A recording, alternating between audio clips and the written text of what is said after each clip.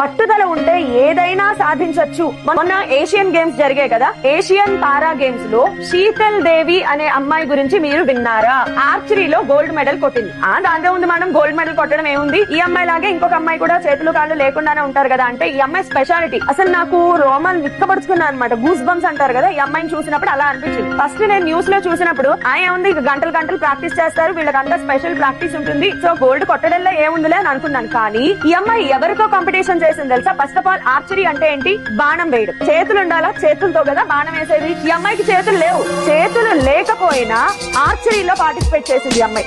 ఈ అమ్మాయి ఇల్లు చూసారా? ఒక పూరి గుడిసె. వీళ్ళ నాన్న చాలా లో మిడిల్ క్లాస్ అన్నమాట. ఈ అమ్మాయికి కార్లు లేవు, బంగ్లాలు లేవు, ఏమీ లేవు, ఎలాంటి ఫెసిలిటీస్ లేవు ఈ అమ్మాయికి. కేవలం తనని తను నమ్ముకుంది. ఒక చేతులు లేని అమ్మాయి ఆర్చరీకి కంపీట్ చేయడం ఏంటి అంటే, ఏమీ చేత కాని వాడు కూడా ఏదైనా చేయగలడు. ఇక్కడ స్ట్రాంగ్ గా ఫిక్స్ అవ్వాలి.